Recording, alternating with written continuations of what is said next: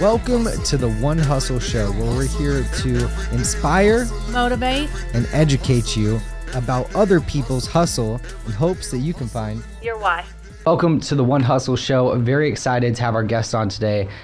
This guy is a serial entrepreneur, and I'm very, very pleased to be sitting next to him. My co-host, New Home Yogi, and then also my mom, of course. And we have Darryl here today. Thanks for coming by, man. Looking forward to it. Thanks for having me. It's gonna be fun. Yeah. So. Let's start off with kind of like giving you some background about us, since it's the first time we're meeting. And then we can kind of dive into you. So I am a serial entrepreneur. I started detailing cars actually when I started. So that's where my hustle started. I started washing everybody's cars. I detailed all the real estate agents' cars, and I built a lot of relationships. I walk up to people with like Bentleys and stuff, be like, hey, let me detail your car. And they're like, who's a 16-year-old kid, can't even drive a car, coming to detail my Bentley? But that's how I built my business. 15. Yeah, I had somebody drive me around to go detail cars, and then I have my own business, and I did that for like 4 years, made $100,000 detailing. I was waking up at 4 a.m. and worked till 9 o'clock. I was doing Rolls Royces. I did the Venetian. I did the Palms Hotel. I started getting checks in the mail from the Venetian and Palms. Like $4,000 or $5,000 checks. How are you doing this? Doing? Like, how did you get the Palms and the Venetian to send you checks? You're not even 18. He's like, they told me I need a policy, a $2 million insurance policy. I was like, hey, where do I get a $2 million insurance policy? Bet.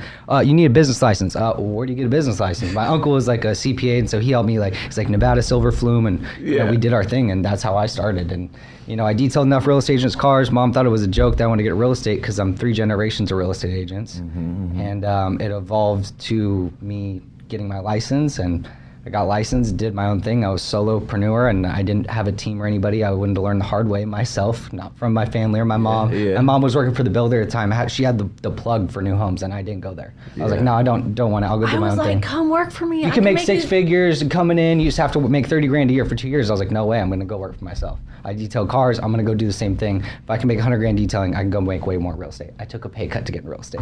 Wow. And I didn't realize that, and waiting in between checks and having to build a business was much harder than I thought. And, now I've been in the business 6 years, own my own real estate company, had mom quit her job and come join forces with me several times. And now we're building. I was like, you quit your job and you come work for me as hard as you do for that builder.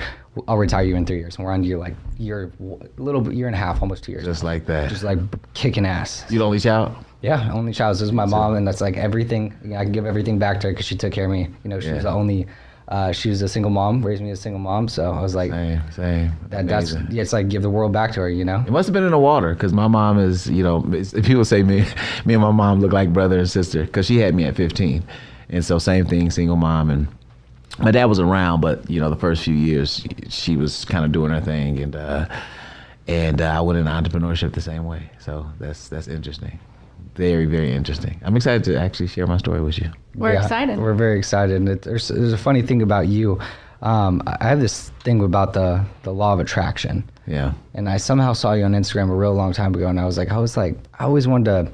I set these like targets and like to test my manifestation powers. I'm like, I want to meet this person. I want to meet this person. I had no idea who you were, and I follow you on Instagram. I was like, it'd be cool to meet that guy. And I just thought of it a really long time ago, and I realized that like we saw you at Jing one time, and I was like, okay. He made me follow. This is before he met Eddie. That's the credit guy. You gotta go follow him, Mom. And I was like, I thought he lived in Florida or something. I didn't know he lived in Vegas. And I was like, that's crazy, because I just the Instagram thing, and then Eddie, he's like, let me connect you with Darryl. I was like, the same Darryl I'm thinking about. And then so it's crazy how the law of attraction happened. That's kind of how I've gotten to where I've gotten. And I'm not sure if you've had any experiences with that, but I definitely want to talk about that today. So that's going to be a fun topic. Yeah, it's going to be. I'm excited to talk about that, actually. So the One Hustle came from, I always said, Daniel, all it takes is one. You just got to focus on one. You don't have to worry about where the next one's coming from or what happened yesterday. Just focus on one. So both of our plates say One Hustle and Hustle One. And so we decided, rather than make it real estate related, we really wanted to bring people on that are entrepreneurs and talk about their one hustle. So let's lead into that. I want to hear about what is your one hustle and how that happened. One hustle. So taking you back just a little bit. So I was born in San Bernardino, California, right? And so growing up in one of the worst cities, if not the worst, in all the United States. And I'm sure some people are going to Google that. It's a fact. San Bernardino, California, it's horrible. But, I always felt like I was there, but I wasn't really there. So I was very sheltered.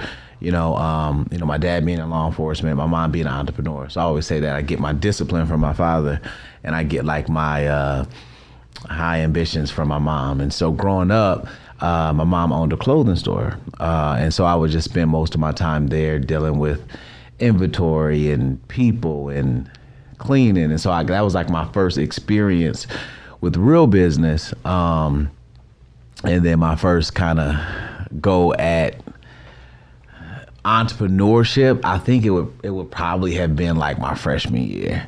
I was selling candy. I was walking up to people like, hey, I got this candy and it's gonna help me go to Six Flags or wherever, right? And so I did that for like 2 years and I made some decent money, and yeah. So I did that throughout high school, and then realized I was really good at track.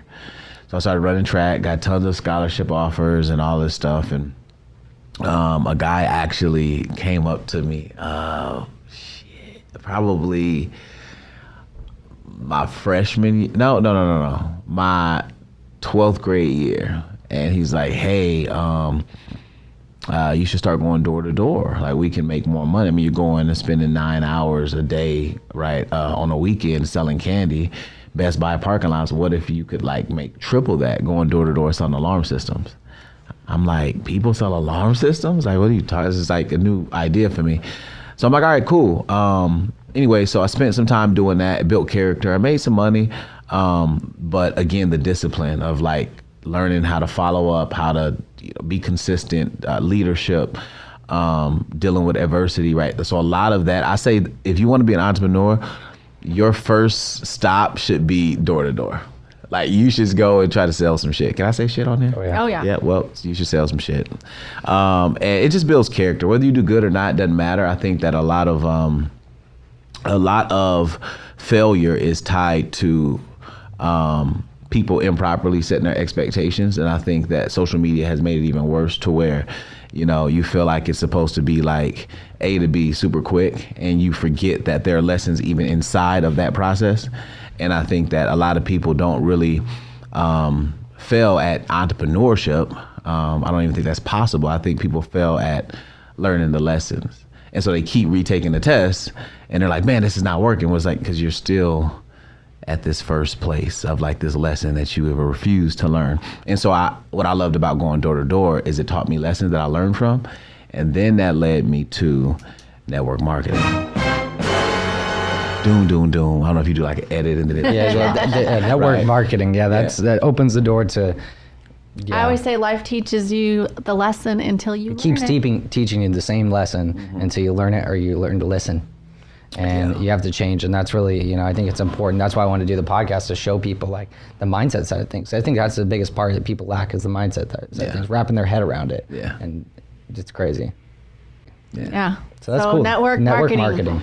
Yeah, so network marketing. At this point, I feel like I got my mojo. I'm good with people. I've sold some alarm systems. I've sold some candy. I am qualified for this industry.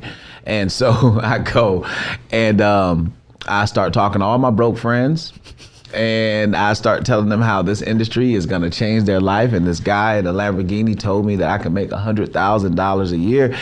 And who's with me? And a couple people did, because at the time the buy-in was like $200 and then like $40 a month, something like that. So it wasn't crazy like it is now, right? And so I started to get some people to rally behind the vision. Didn't know what I was doing, ignorance on fire. I was going somewhere, didn't know where I was going, but it didn't matter, because I knew, like, I don't know where I'm going, but I know I'm not staying. So, like, let's figure it out. So I started to. What year is this? This is 2008. No, 2000. Yeah, like 2008, 2009. Yeah. Okay. And so boom, I ended up having some success in that company, ended up making 6 figures at a very, very young age, broke records in that company. And I fell in love with network marketing at that point in time, because what it did was it allowed me to develop as an individual. And then I felt like it was a resource because I believed at such a high level in this industry, because I seen it take, me from this broke kid in San Bernardino to like sitting in rooms with millionaires and, picking up a book to learn how I can be better. And being around these happy people, I was like, oh wait, so like actually there are people that are happy, and this is not like a scam, like someone's not setting me up. And so it was just different for me. If you know anything about network marketing, you know what I'm talking about. So you get in the room and you're like, yo, this is good. This is, all you people are happy. And that was different for me. That was different. And so I felt like I was able to use this as a platform to find people like me and say, hey, I found a way. Like, we may not be talented at basketball, we can't rap, or we can't whatever, but I think that we can reach, a level of success better than where we are by like using this as a platform. So in the beginning, it was just that. It was just for me to get out of my city, get me a nice car, apartment, take my girlfriend out, like very, very just modest things that I wanted to do. But what happened was that I kept bringing people with me, and they started to win. And so I was like, wow, so not only do I have this formula that I borrowed from the greats before me, but I have this formula, I plugged you into the formula and it worked for you. Oh shit, like we're about to go. So then I just start finding more people. And then it ended up being to where, we expanded into over 20 different countries, built organizations of over 100,000 people, multiple six-figure earners directly, and then organizationally, I don't know, somewhere around 40, 50 six-figure earners. I don't even know, and just tremendous success for myself. So, yeah, it's amazing. And now I'm asked to be on your cool podcast. So it's good. Tell me what some of the things are that you do when things aren't perfect, because even in entrepreneurship, there's like highs and lows. Like, what keeps you going?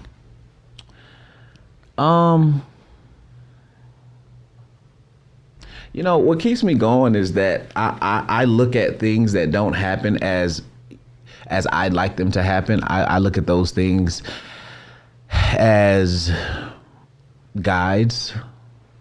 Like, I believe that everything is on purpose. And so if something doesn't happen in my mind, I can do two things. I can, oh, well, it's me, this didn't happen, I'm at effect of everything, oh my gosh.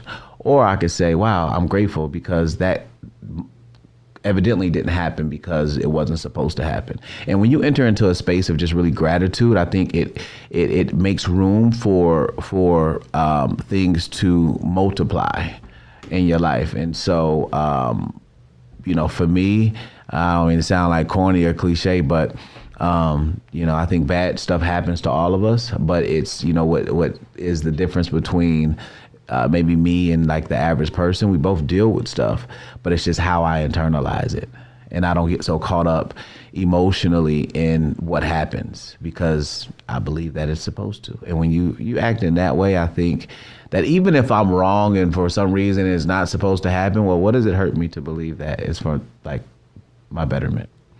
It keeps me healthy mentally, at least. So. Yeah, it's your peace of mind knowing that everything's happening for a reason. You trusting in the process enough to know that there's a lesson that can be learned from this. Mm-hmm. There's something that can be taken from this. Mm-hmm. Or maybe I just don't understand it yet. And being open to that possibility and knowing that somehow, some way, this is going to serve me. Yeah.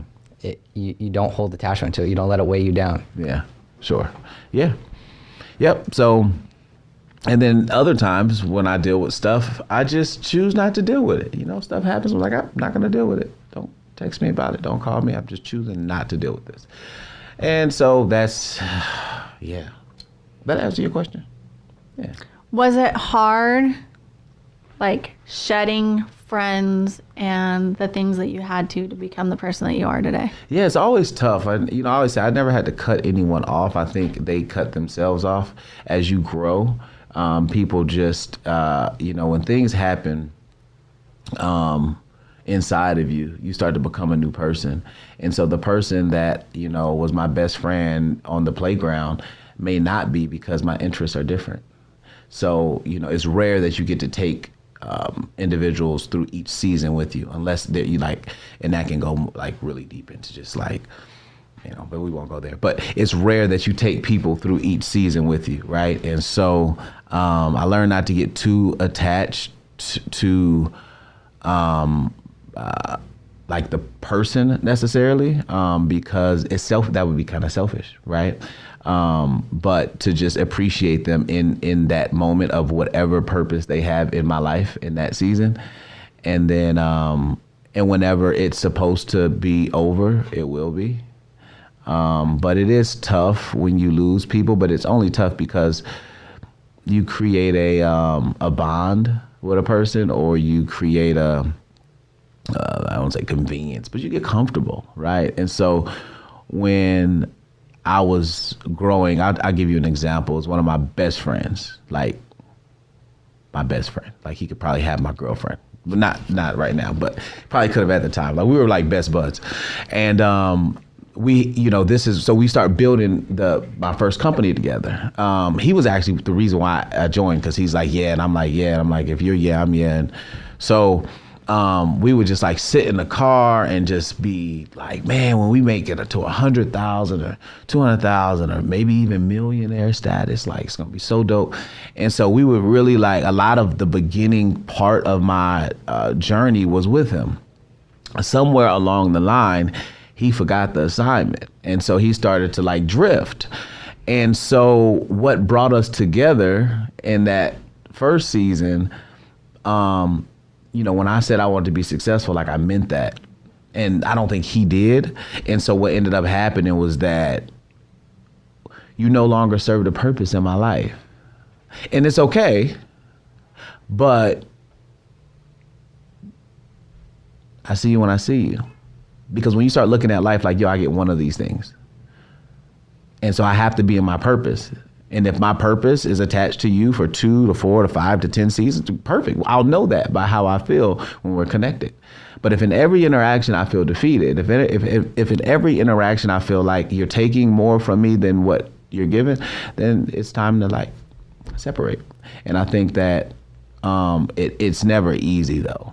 Like it sucks. Like I think every couple of years you kind of lose some people, or they lose shed your skin. Yeah. And, I just changed the relationship that I have with the outcome. I'm okay with it. Makes it easier for me to deal with it. So I really don't know what you do currently. Like, can you tell me what that looks like? Do you want to share? Or so I'm a rapper, right? So no, but I do have a rap song. This is actually serious. I do. I'm sure you're gonna play it somewhere, but I do have a song. But no, I'm in network marketing professional. Okay. But taking it a step, that is what people would call me. But I'm really a expert at self, and I lead leaders. I develop leaders. I'm really good at taking people from where they are to where they want to be. So, network marketing professional or millionaire, all these titles people give me. No, I've gotten really good at doing something simple and sharing that. And so it's always tough when people say, what do you do? It's like, I help people go from where they are to where they want to be. And go ahead. Is that your passion? That will always be my passion. Will I always be in this company doing this thing? I don't know, but I will always be where the people are. And I know that by the way I feel.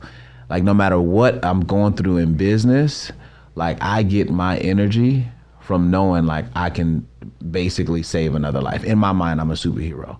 And so if I can continue to go back to my city or city that look like where I came from and say, hey, listen, I see you have potential. Like, let me show you the way. And I think I'll always be that person. And when I'm not that person, I'll probably like die. Yeah. So as long as I'm still living in my purpose, I'll be okay.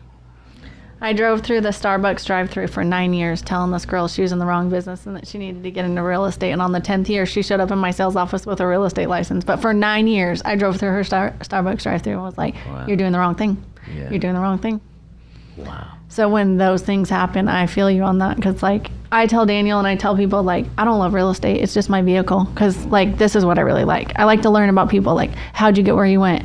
Like, how, what do you do? And all that. Because not only do I probably like to learn about it, like other people want to hear, like how you got where you want, where you are currently, and like if you could talk to your younger self, is there any advice you'd give your younger self?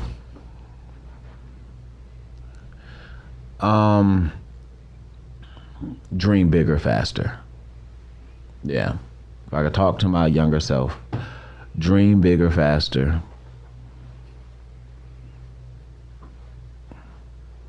And talk to more people. Because even if they don't align with you, it's okay, because you can learn something. I really believe that every interaction, I feel like the universe gives me every person on purpose. Like, I really believe that. I believe that the people that are not good for me will never cross my path. And the people that don't mean me well, that still cross paths with me or somehow align with me, it's because it's because I'm supposed to experience something in that to prepare me for my next level. And so in that, I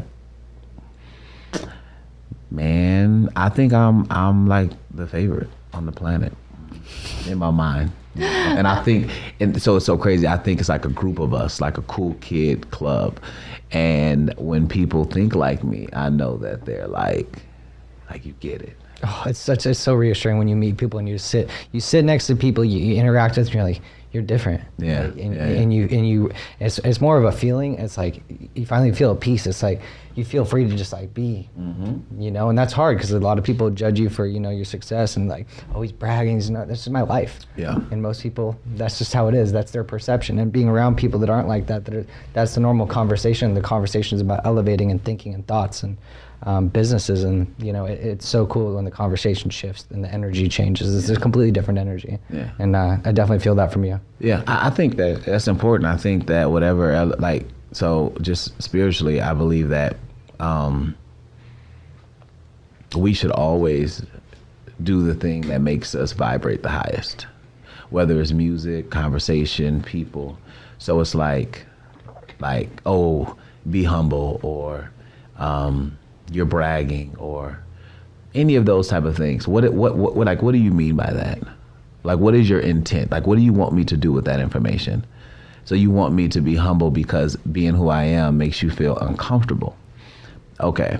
So I think that, when you deal with like low vibrational people, sometimes it's on purpose. Most of the time they're not being that way on purpose, but you have to know how to not take that information and make it like you need to change something. We are exactly who we're supposed to be. Otherwise, we wouldn't be who we are. Like, when you really look at that, right? We're like, and then you have some people that are fake, so then they don't operate in their truth. But just assuming that you have a person that is doing something that may not make sense to us, and they're just so the Starbucks lady. And she's just at Starbucks in a way, and you just don't understand.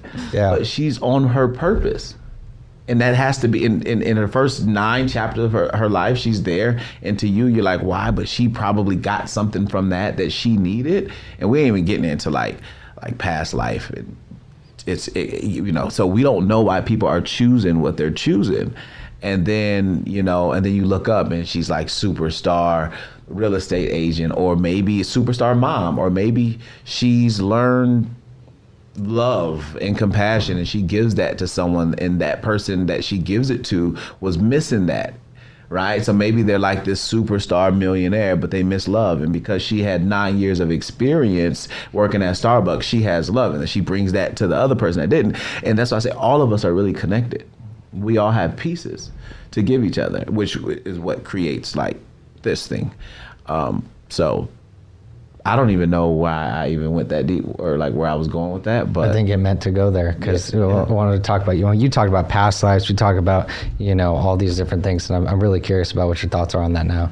Yeah, I feel like we all have a past life, and I feel like we all, have you ever done like past life regression? No, I have no idea about it, but all I know is the way I feel and some of the things I know and the information that gets sent to me. I don't understand where it comes from. Yeah. And the things I know at such a young age without actually knowing these things. Exactly.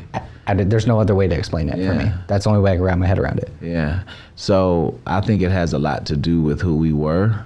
So we are a product of what we speak, what we hear, what we experience, but it's not owned only to this life.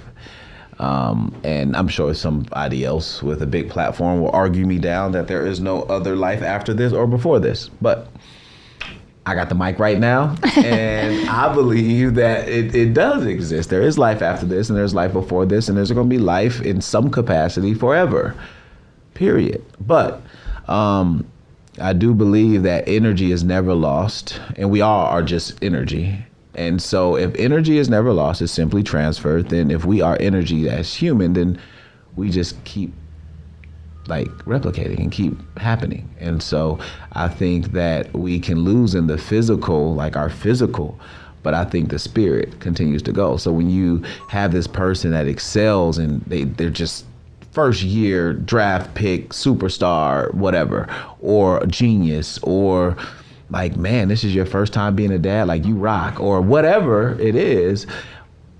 And then another person with the same cards, like you suck. Why is that? Like you got the same bones, you got raised by a mom, single mom, we live 2 blocks from each other. What is really the difference? What clicked between me and my ex-best friend? Same city, same high school, same everything. Same group. Literally the same group. What happened, bro? There's no way he hasn't lived in past lives, because he's always been called an old soul by other people. Same. And then Same. yeah. And the thing is like sometimes I'm like, how do you know this? Like, how do you even have that answer? Like, where do you even get this information? He doesn't know. I don't even. I'm in communication. I have a clear communication with whatever you want to call it, and I understand when I have communication, and I listen. And I know what that sounds like. Yeah. We were talking on one of our podcasts about the mind and your gut, and when going with your gut feeling and don't listen to your mind. And that's what I like talking about. Like, how do you recognize the difference between going with your gut when your mind's telling you no, and you're like, but my gut tells me so. Yeah. And so I always go with that feeling, and some people don't understand that. Do you want to talk about that? Yeah. Yes. Your mind is. Listen, we only look. Our environment shapes our thoughts. Our thoughts shape our actions. Our action shapes our results. We can't. We can't think our way into any, like, dude, if everything was a complete mathematical equation, then why is it that life doesn't happen the same way for people that get it? It doesn't. So the thing is, I believe intuition, conscious, whatever, right? I believe that you know what you're supposed to be doing by the way you feel about it. So simple, but it's so deep. People say, well, how do I know what I'm supposed to do? Listen, when you pray, you talk to God. When you meditate, you listen. We keep talking to try to figure out what we're supposed to be doing. We keep praying and all this stuff, and I don't want to get into that. But the answer is already in us. Just need to listen. Just stop. Be present. Listen. And then when I say listen, it's like say yes in your head. You just said it. I didn't hear it, but you said it, and you heard it, right? So I feel like the answer is already there, and I believe that. And I won't even go that way, but I will say this, and I won't go too deep into it, but I believe that we are all created in God's image, right? And so that, and if that is true, then we are all gods. We're not the God, but we are all gods. We have the power to create. We have the power to destroy. That. And so if that is the case, we don't need to necessarily talk to God to know what we're supposed to be doing. He's here. Dude, you're in the game. Stop looking back at the coach.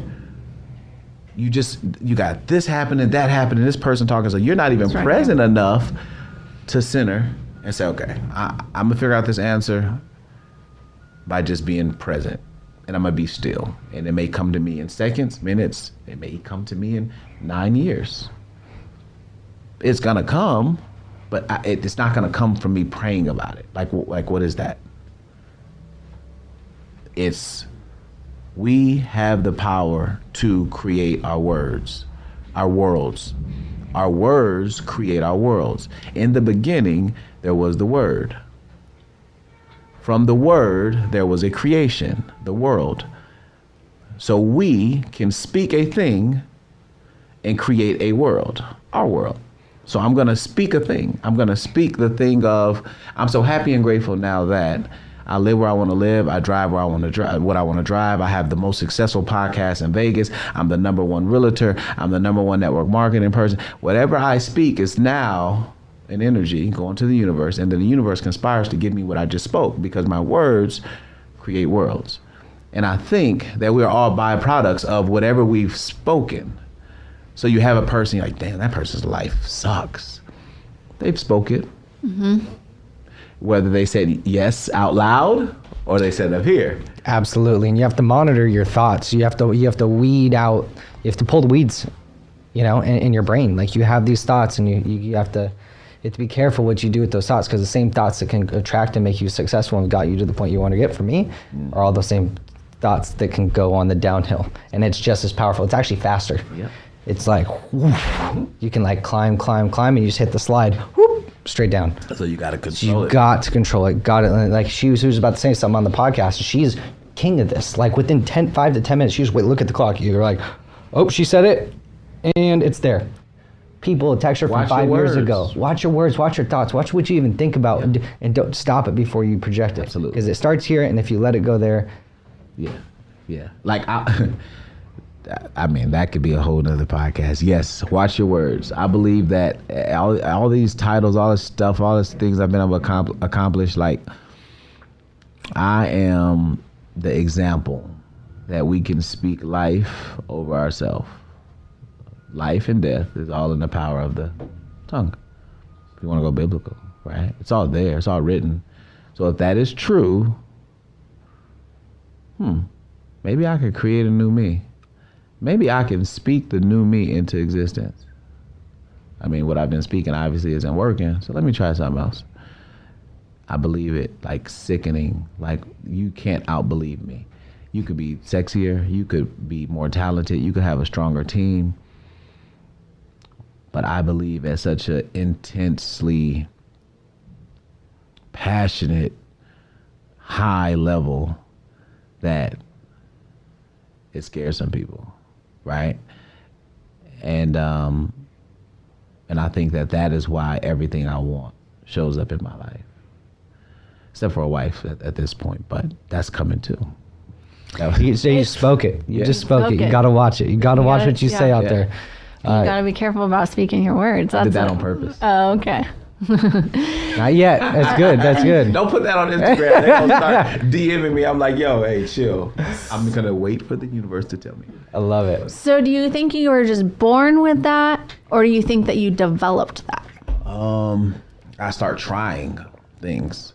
I grew up in a very toxic environment, and so all I could do was create alternate realities for myself. Almost borderline, probably crazy, if you ask the right person. You gotta be a little crazy. Yeah, it gotta be a little crazy. You're like, are you talking to yourself in your head? The most intelligent conversation I ever had was with myself, okay? Yeah. So, I don't know where it came from, but I remember how I felt when things didn't look or they weren't how I would have liked them to be. I'll give you an example. My mom had bought this car. And she had bought this car. She was really excited about this car. My auntie also liked the car, her sister. She took the car and she drove it. She crashed the car. My mom's insurance didn't cover it for whatever reason.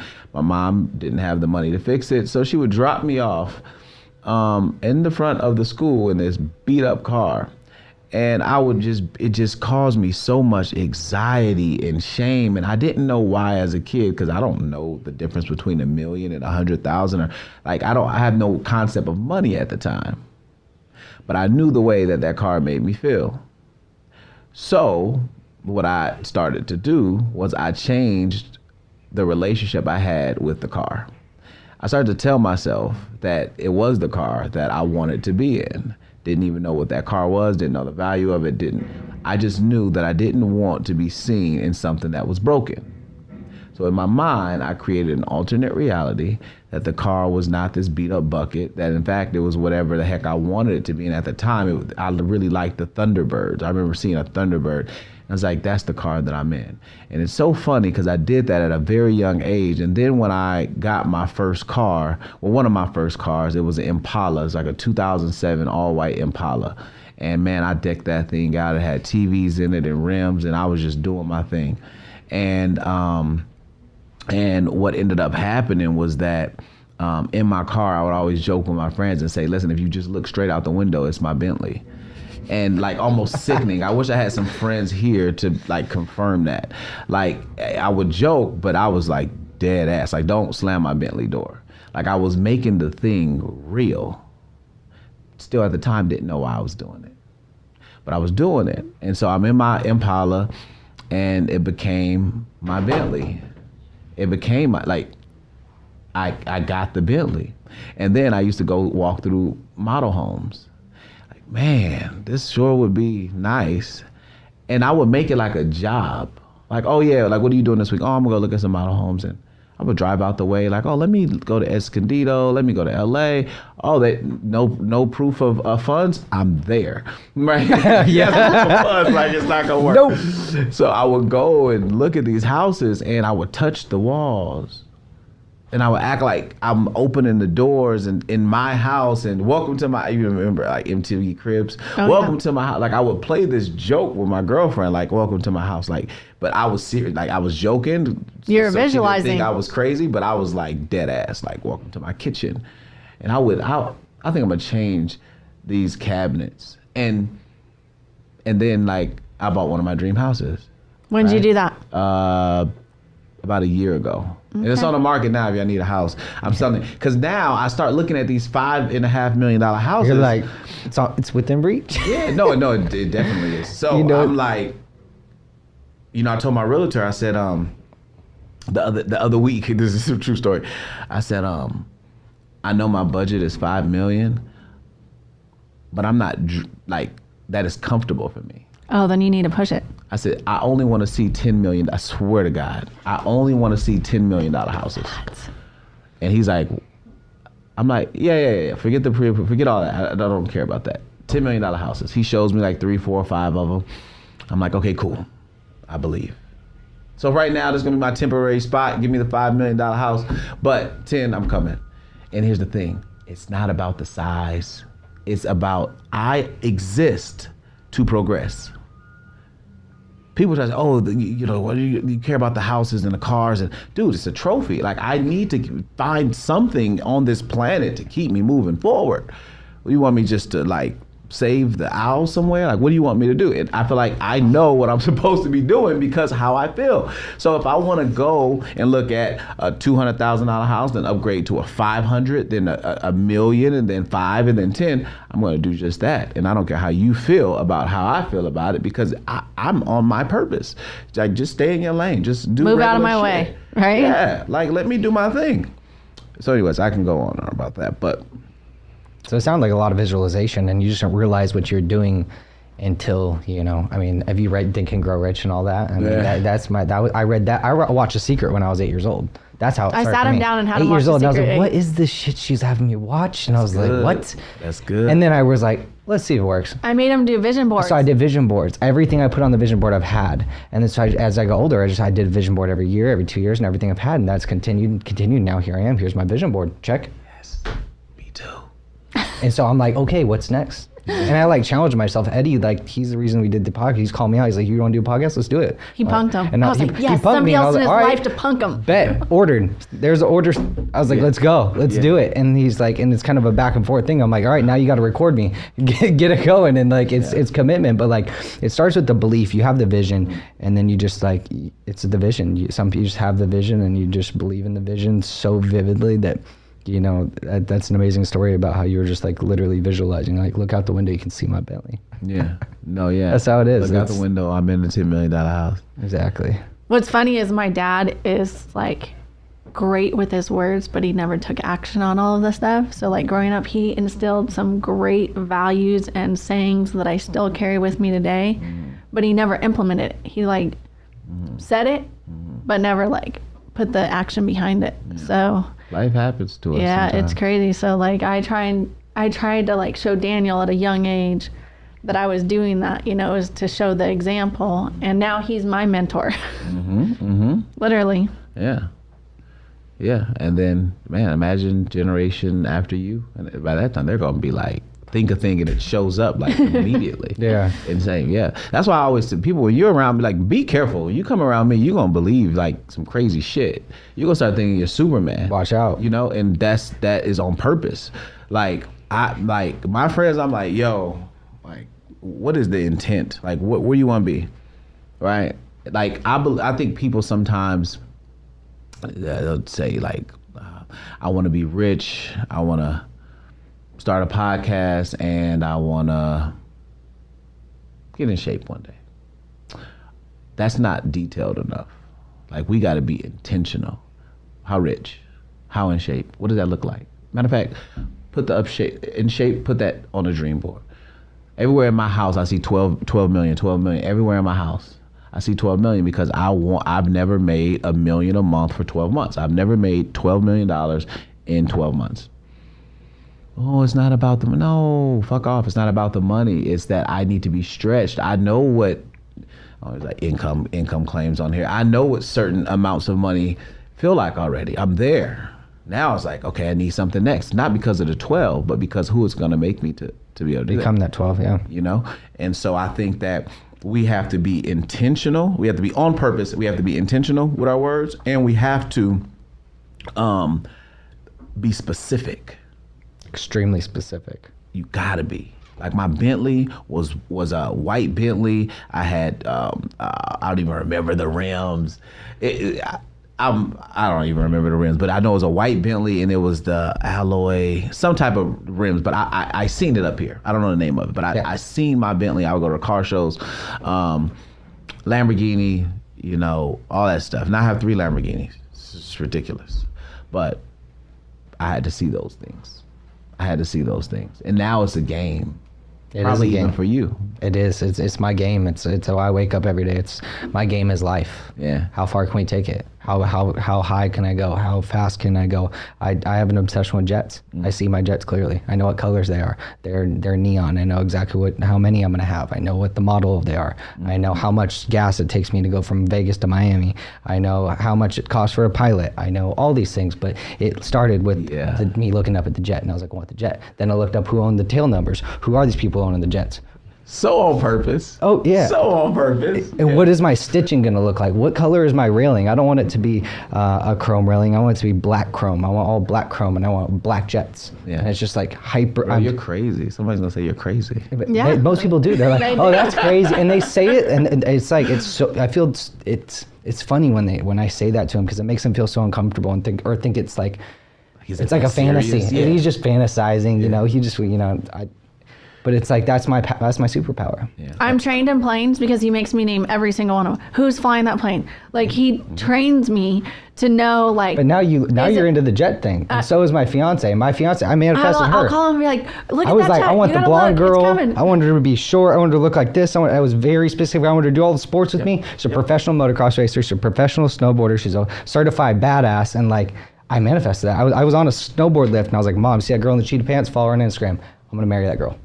Get the heck I was out of here. fucking Swear, joking. 8 years later, they're still together and engaged, and they're Like, gonna, they're doing the damn thing. And like, she was so out of my league at the time. Like, that was like, I was like, ridiculous. Talk about it. Got rid of one girl, and I was like, out of my league, let's go get it. I want the blonde bad bitch. And I was like, yeah. And I got her, and she changed my life. And she was like, if I could do this, it was just a reaffirmation I could do it. Like, my whole life is a testament to like, how far can I push this? Getting my mom to quit her job. When she called me and told me March she's quitting, 23rd, 2019, I was called like, him up and fuck. I said, I quit. I gave him my computer. I'm done. Yeah. And he's like, what? Like, you're for real? I had to take her to said, Grant Cardone events, and like, I was like, we got to stay motivated. I was like, how are we gonna fucking do this? He made me go get on Grant Cardone's stage and tell the whole crowd, and Like, speak I it. quit my job and blah blah blah, and I was like, Wow. it was cool. It's like this. It's just, this is my game. You know, that's what I love about this, man. Whether I have, whether I'm part of the reason why someone starts to think that way, or I just meet somebody in passing, like I meet you, like I get excited. Like when I can say, yo, like I You get introduced it. you to that. Get and it. You got it. And you used it. And it worked. And you keep using it, and you keep thinking bigger. Think bigger sooner. Yes. Faster. Success loves speed. When we bring our agents in, he does this mapping for them. He does it for me yearly. Dude, it's painful because I sit down with people and they have no idea. They don't even know what car they want to drive. They don't know what it looks like. They're like, I want a new car. Or I want to make $100,000. Or I want to make. I'm like, where did that come from? Why? I sit down. At first, I'm like, I do the numbers. I'm like, here's the numbers, blah, blah, blah. But then I'm like, here's what? 1, 3, 5, 10. What do you want to do? Let's fill out the 1. Okay. Okay. And we get to 2, and we get to 3, and it's 5. And it slows down. Sometimes it takes like an hour or 2 hours till they tell me everything that they want in 10 years. I'm like, some people don't even think about what they want. Yeah, it's hard for some people to even. It's very difficult. Like I started to realize maybe about a year and a half ago, like if I ask like 2 to 3 questions and you can't answer it, it's okay. But I realize like it's really only about like 6 type of people in this world, right? And then we just like morph. So it's just like your group and your group and your group, but it's really like types. I don't think it's more than like 6 types. And so what I realize is that you've practiced it since you were 8, right? I've been doing it since about 8 when my mom drove with a fucked up car, right? So, but some people never experience that. So when you sit there and you say like, bro, what do you want? I don't know. They don't know. They don't. So it's not that I'm trying to get you to speak something, or I am, but what I'm really doing is reconditioning. Unlocking your mind. I'm trying to unlock your mind. You see? Yeah. And so when you get that person to make that pivot, well, now what you want is on its way, but you have to get the key first. It's funny. I want to speak to that because when I was growing up, I have a similar story. My dad had 7 cars that he drove, and all of them half worked, and I hated it. So let me tell you. 7 cars all half worked. Well, we got to put this one on the charger. This one you have to put the oil in. This one needs power steering fluid, and I just couldn't understand why he wouldn't have a car that worked. So like, let me tell you about me. My service guys and everybody, my cars are impeccable because of that upbringing, but I didn't get that like you guys did. I watched The Secret when he was 8.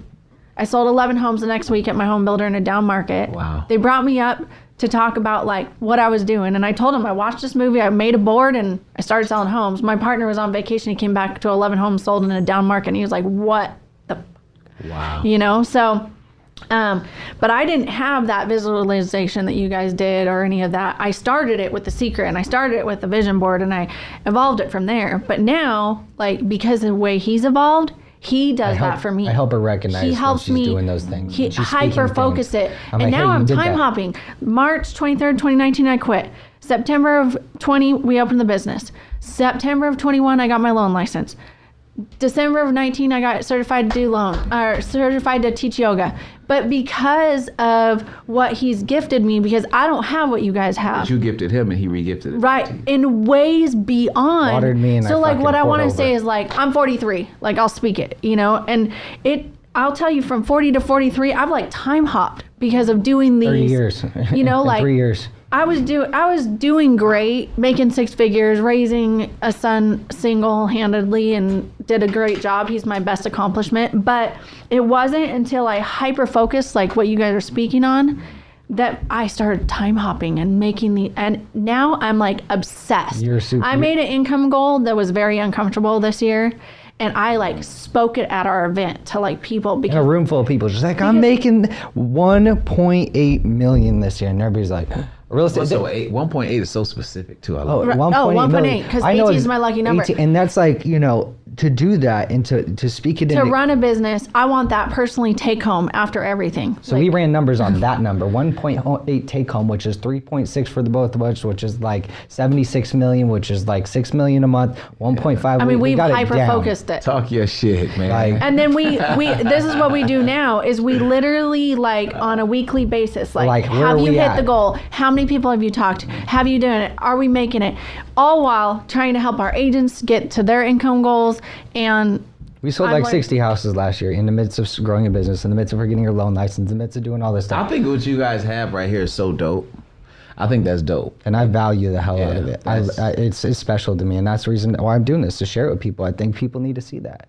Yeah. And I'm so happy that it's took us to this place because I see how far I can take it, and it's led me here. Yeah. What's fun for me is now, like, Eddie aligned us with you. But like a lot of the friends and the people that we call friends around us currently, I wrote it down. I was specific. I want it like and in November. I'm his vehicle always. It's like weird as hell. Like I'm like, this guy reached out or this person reached out, and he's like, that was on my manifestation.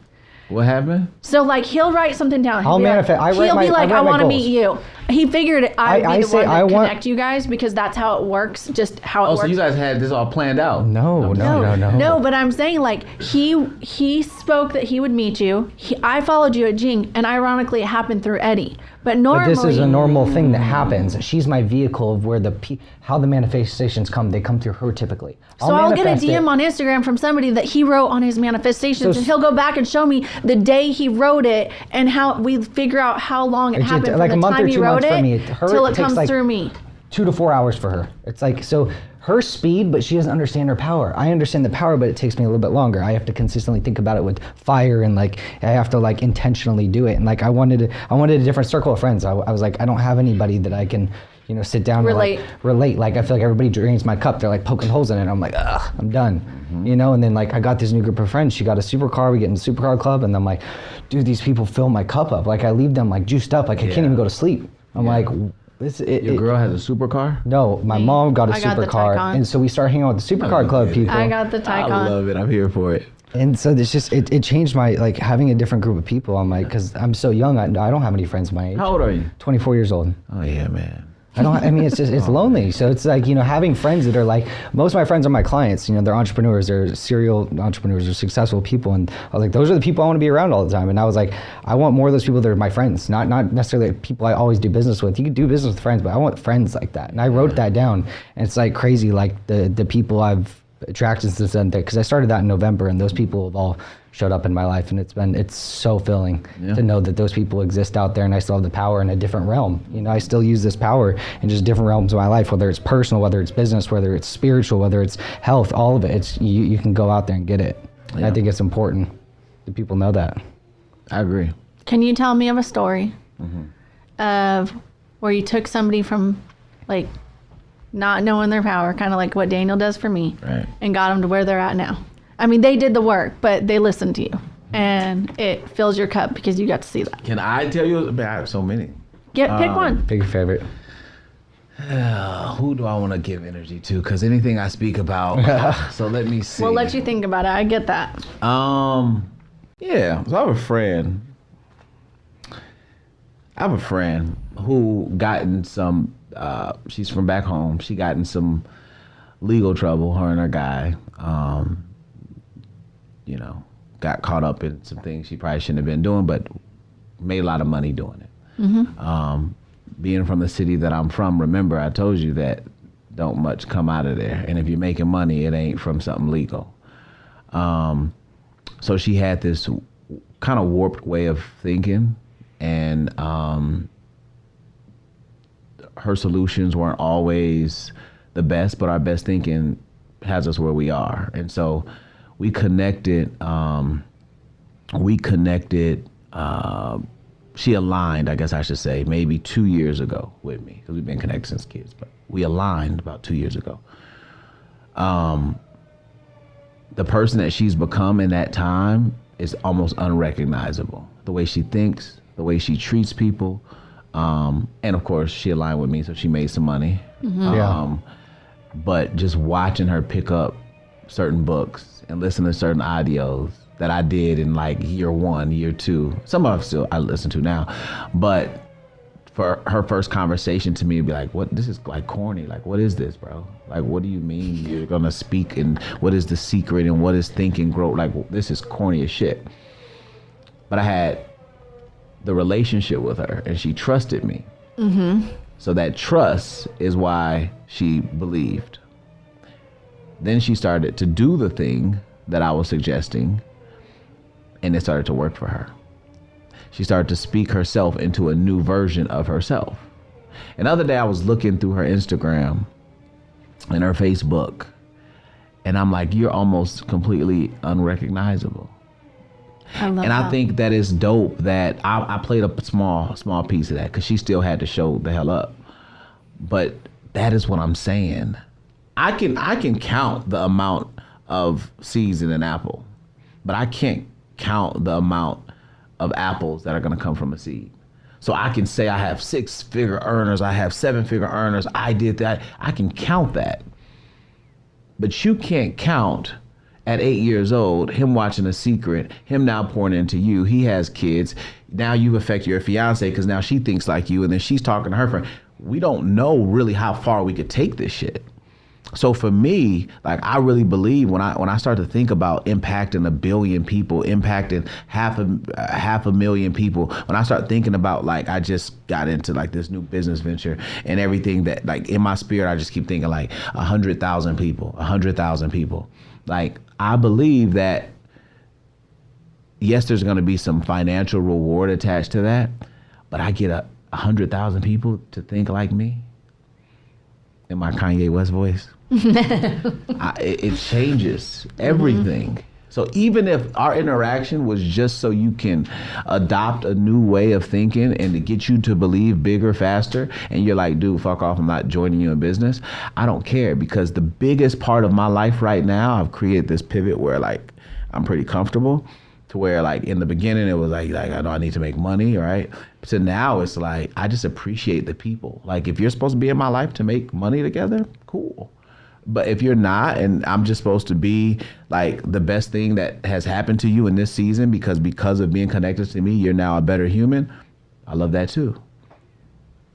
So for me, it's not just like a one-trick pony thing. Like, for me, I want to give value to the people. And if you don't feel like you need to align with me to make money, go do it somewhere else. If you don't feel like the like what I have to say is going to be valuable, don't listen to me. Change the station. There's tons of gurus online. Everyone wants to sell you some shit. But for me and my tribe and what I represent, until I'm in the grave, bro, I'm going to represent the power of belief. And I think that really, like, sums it up. Like, at the end of the day, I will have one of the biggest tribes. And I'm not talking about just limited to network marketing. I'm talking about people are going to know my energy and not even know me. Like, they're not even going to know why they think the way that they think. And it's going to be because of a video or something that I said or something I created or something. But like the foundation of that is like a thought or an energy that came from, like, me. And that is what I believe is super powerful. And that can happen for, like, anybody. Like, that's why I say it's so important to be in your authenticity, because only through that can you attract your tribe. Like, if you're just being fake, right? Like, so who you're trying to be, you can't really be because it's not who you're supposed to be. And then, like, the person that you really are, you're not trying to be that person. So now you're just like a weirdo. You're just like fake because you're not here. And you're not identifying with really where you are. So you never attract nobody like you. So you wonder why no one's attracted to your podcast, no one's attracted to your business, no one's buying houses from you, whatever. It's because you have a problem with truth. So for me, I like to exist in my authenticity because even if it sucks to you, I guarantee someone likes it. That's why we started the podcast. Exactly. So we can bring people like you on, somebody will resonate, and they'll start, or they'll figure out their why, or figure out what you just spoke about. Like, they're not living here, they're not living here, and they haven't figured out how to do what you and Daniel do naturally. Yeah, naturally. That's heavy on the naturally. You have rituals that you do, like morning, night stuff you listen to? Rituals and meditation, because you said something about meditating. I don't know if I have a ritual. Is a ritual a habit? Maybe that is. So, I don't know. This is what I do every day. So I get up. I'll look at my text messages.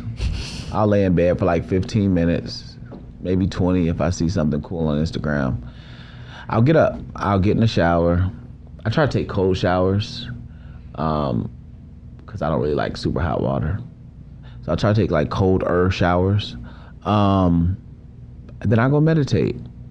I don't always get the opportunity to actually be still and meditate every day, which I want to get better at that. But I meditate probably 10 times a day.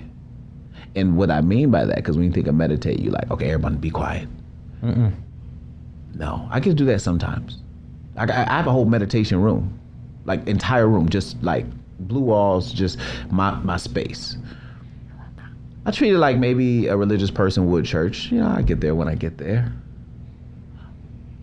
But when I say I meditate multiple times throughout the day, like I've meditated like twice on this podcast.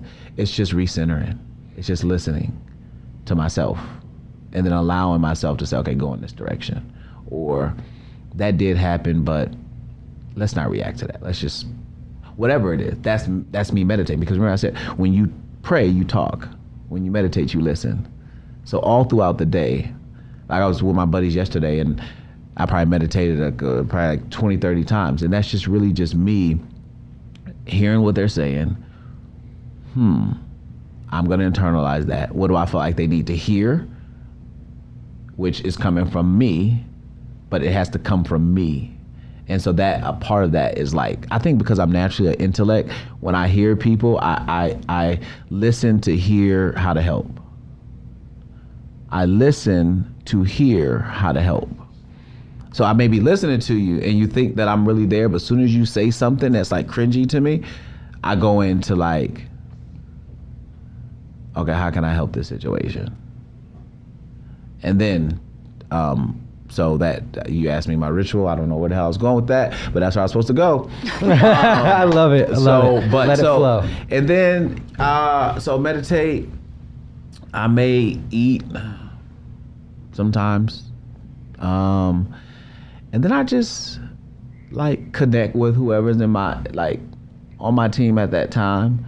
And what I mean team, like anytime you say team, you got network marketing, you think like organization. I'm talking about just like my core team. So just like, you know, hey, is this getting done? Is that getting done? Like that type of thing. But outside of that, I don't really have a ritual. I try, okay, so I have so many fillers out. I have so many things, businesses, people that I'm responsible for, that one phone call has the potential to shift my energy if I let it. So what I will try to do is be more intentional with my music. Like if I want to be on that like savage, like, yo, I'm about to, okay, so then I'll turn on like some like Meek Mill or something because I know I'm about to hit the stage and I need to just go crazy.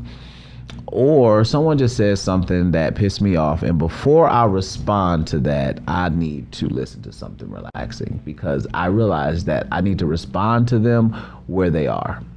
And it's like the gift in the gift, because the gift that I have, sometimes the flesh, when someone offends you, you want to just offend them back. But humility says you are gifted, and this is what you want. You want to deal with broken people, or you want to fix them. How are you going to fix something if it's not broken? How are you going to do that if you're not willing to get in the mud with a person? And so sometimes when I'm dealing with somebody, I'd be like, did you just fucking... Okay, grace, humility, okay. Well, this is how you should have dealt with that. You could take my advice or not, and then I get to come more from a place of like love than like, I could just match your energy right now, but I'm not, you know what I'm saying? So anyways, the music, my point to that was the music sometimes allows me to be intentional with the mood that I'm choosing to be in. Feeling good is a strategy. So you can't, because life is happening too fast.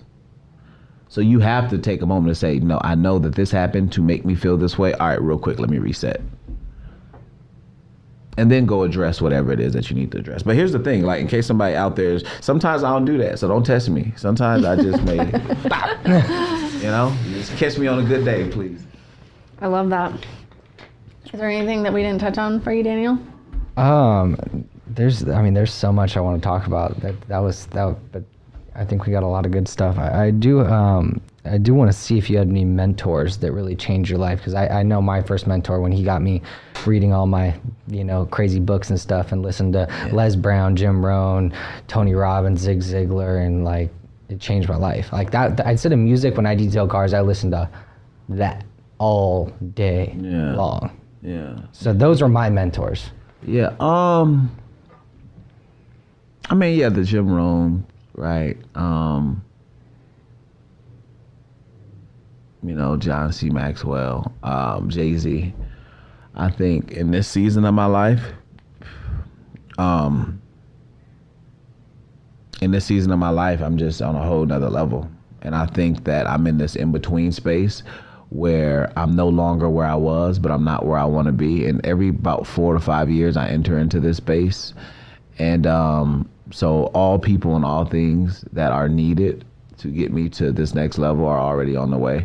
So I don't think that there is any one person right now that is prepared to add value to me going into this next season. I haven't met them yet, but in the past, it's been a few people that have contributed to the way that I think and the way that I act in business. And I'm forever grateful because through that, I believe that, you know, it multiplies. So I'm always grateful, even for the experiences, right, that didn't happen in my favor.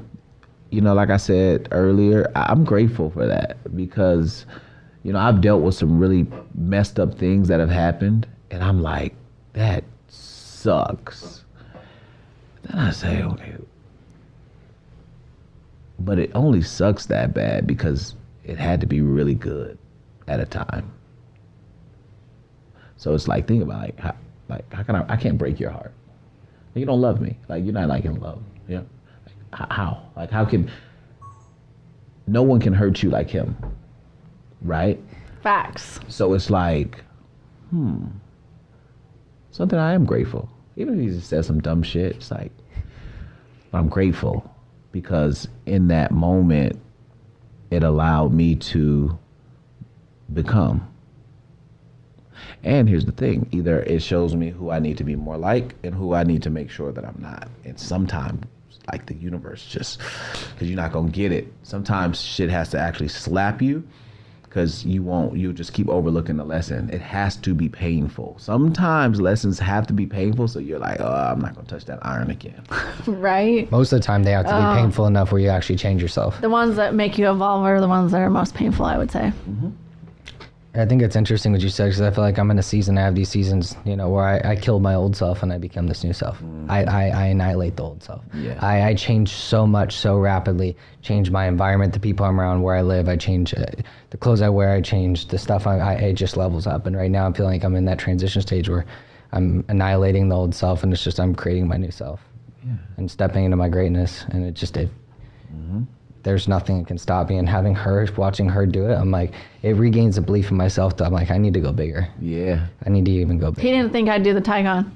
I didn't think she'd do the I flew into Taiwan. California and picked it up and came home with it. I shit my pants. I was like, oh shit, it's working. But we got to pay for these things now. Like, let's go. Let's go. Like, we got to work. It's like, you know. Yeah. But it's been amazing. And it's just like, that's what I'm doing right now. It's like, let's go. Next level. Next level shit. Like, I love it. I think it's dope, man. Yeah. So what's next for you two? It's funny. I was gonna ask you the same question. That's the same question. Yeah. Well, I appreciate the opportunity to share this time with both of you, and I'm hopeful that that the viewers get something from this that changes their life forever. Oh, I agree. I think it will. Absolutely. Yeah, I was interested in hearing, because you can't be at the level that you're at without having some real impactful stuff to say. Yeah. And I was hoping that we could bring that out so that, like, it touches somebody, you know, and like it changes their life. And I think it will. Yeah. Cool. Love it. I appreciate you coming on, man. That was an amazing podcast, and looking forward to, you know, some success. But See where you're going. We can't wait to see that $10 million house. Yeah, I can't wait to see the 1.8. Yeah. Oh, That's I'm what getting it. we're Don't just you at. worry. It's just we're on a mission. I mean, that's my mission right now. It's like really aligning myself with, you know, more so clients, not just for the money, but just for the energy exchange. And I only want clients right now that are gonna fill that cup, just like the friends I surround myself with. I'm not willing to let other people drain my energy that don't deserve to be there. Sure. And I know the value I bring to the table of people and the people that I've helped, and I'm not doing them I'm not serving those people that really deserve my time by helping other people that don't and are willing to help themselves. Yeah. And it's not about the money. It's not about the dollar amount in the transaction. It's about the energy exchange. Are these people willing to go all in on themselves and allow me in to help them? Because I can't help people that don't want to help themselves or change. Yeah. Spiritual vampires are real, man. They are real. They come to suck energy from you thinking that it's going to make them. You ever had a conversation with somebody and your energy was super high, and then you get on the phone with them, and then your energy is sucked, and then they're like, all right, well, talk to you later. And you're like, what just happened? Like, did that really just happen? Be careful of spiritual vampires. They see your light, they see your love, they see you dreaming, and they say, man, I wonder if I can get a little bit of that. Almost like a drug. Like, let me get a hit of that. And you got too many of those mosquitoes, now you like, God, what just happened? That's why I'm like, access to me is real expensive. Like I don't want nobody around me that is like cheap. Like no cheap. And I'm not talking about stuff. I'm talking about you don't understand like life. You don't understand value. You don't understand. So all you can do for me is like teach me a lesson that I just have enough lessons to learn, and I don't want you to be a reason why I stress out today. So that is so important, man. I wish we would have spent some more time on that, but I'll just say that spiritual vampires are real. Disconnect immediately from them because they will continue to, like a mosquito is just gonna keep sucking until either it's full or you swat it. How do you annihilate that? How do you recognize them first, and then how do you get like what do you recommend for? What would you be advice? I feel like this whole podcast should be, you know what it is by the way that you feel, and I'm gonna say that again for that. You know who you should bring closer to you, or who you should push away by how you feel. This relationship that you guys, forget mom and son, the energy that you two have. That's how you know it's supposed to be. It has to be perfect, but it's supposed to be. If every day you come in here, oh, we got another podcast, and y'all conflicting and y'all arguing, it's weird. Don't worry about it, mom. It's not gonna work. I know that because what is supposed to be will flow. And then if it doesn't, then we just do some other shit. But I always know who's supposed to stay around. I always know when people are on their way out. I recognize that. That's deep. That's so you may have someone in your life and they're not working physically, but the relationship is working. And then things start to change. Or maybe you just start noticing. Maybe they get a little more snappy than they typically are. Maybe their attitude is changing. Maybe they feeling themselves. Maybe you put them on some money and now they like, yeah. And now you're like, oh shit, he's on his way out. She's on her way out. And you still give them grace, but it's like, damn, you about to have to learn because I believe so much in myself that if I'm no longer in your life, okay. And so I'll leave it with that. I always say reason, season, or a lifetime. Yeah. You served a reason in my life. You're here for a season, or you're here for a lifetime. And not many people make it to the lifetime. Most people are just for a reason. The seasons are blessings, but they have their time too. Yeah. This is a lifetime, and sometimes it's not. I could point to some parents and kids that are not. That's why I say I love that. I love it. I think it's dope because you guys have to be around each other, but you get to be around each other. Oh, we get to be around each other. And let me tell you, like, I am so thankful because I worked every weekend with him growing up. I made the money so that he could go to the races. I would pay people to take him to his races so that he could live. She never got time with me when I was a kid. Now we get time together every single day. I worked hard because I did not want him to feel the income of a single parent. He didn't know what a single parent income was. Mm-hmm. I earned so much so that he felt like it was a dual income family, and he didn't feel. He doesn't even know what that means. Yeah. There wasn't struggle. I mean, we had a little struggle in 2008, and he didn't know it. I went through a divorce and some other stuff. I was like, we're just staying with friends on the air mattress or in their bedroom. Like, I didn't know. In hindsight, he's like, Mom, I didn't even know you were struggling then. I thought we were just hanging out with friends. He's We had like, it good was people. so fun. We went and lived with your friends and da da That's da. deep. Right? You And think I about was Good. I got you. I see what you're I doing. was like, wow, that's Yeah. crazy. That I even was borrowing my mom's car at the time. and I was like, we got a different that I car could to save drive. on my gas. I didn't know that she He had didn't have no the money clue to I drive was the struggling. because you created the world. Oh yeah, I created the world for him, and now he's like, Mom, we get to go to work every day together, Do you and get all that that? time lost. Do you get that? Like we get to spend every day together, and we like get to. He said something really deep to me the other day. He records me all the time. Oh, I'm like, why are you recording me? She Stop does that, like- recording me. He records my voice. He's like, this is all I have when you're gone. Oh. So guess what? I don't get mad anymore. I let him record me eating food, looking a mess, whatever he wants to do. He's allowed to record me now. Looking a mess. Those are the first ones that are gonna drive us. Well, that's super dope, man, and I am excited. And I want to continue to do like podcasts. I don't think I talk enough. I think part of the impact that I want to be able to have is really tied to me like talking. And I usually just talk to my people, but I get to now I have so many podcasts lined up. So I'm excited over the next 6 months. And you are the first this year. And from this, it's about to get crazy, bro. Oh, You're doing a disservice to the people that need to hear your message by not speaking. Yeah. You are. Yeah. You can impact so much just from what I've heard from you today. dude, you're gonna change the world. You're I believe like, that. Firmly believe that. we're gonna be like, he was on our podcast. Look how big he is. You know, like type of thing. Yeah. But the only way to do it is to share. Yeah. I'm gonna be like, hey, that podcast, I was on that. I said Raider Stadium one time. I did say Raider Stadium. I put it out there, You want and to speak at Raider Stadium. so when I pulled that off, Yeah. you're there. And what's funny? He's an introvert. Oh, this is hard for me. That's why I have her here. She's my moderator because like I'm all about the feeling and I have to vibe it out. And typically like, dude, I'd let her talk the whole time, but I didn't vibe with you. I just like do your thing. Yeah, yeah. But I vibe with you, Yeah. so Yeah. that's cool. I say this, you guys wake up with your cup full, and as you interact with people all day long, your cup empties. Yeah. I'm like halfway now. How much work we gotta do? I'm just kidding. But I wake up with my cup full, or my cup empty, and as people I fill it up. interact with people, it fills it up. 'cause I didn't I'm even an understand that was a extrovert. possibility Yeah. until I heard it. I was like, wow, I don't feel that But way. this is what I've learned. You have to be careful of the quality of what you're filling your cup with. So you guys empty it throughout the day. I fill mine up by doing this. So thank you for I'm my gonna cup. give you credit though. I'm gonna use that. That was good. That is how you explain me in 10 seconds. But yeah.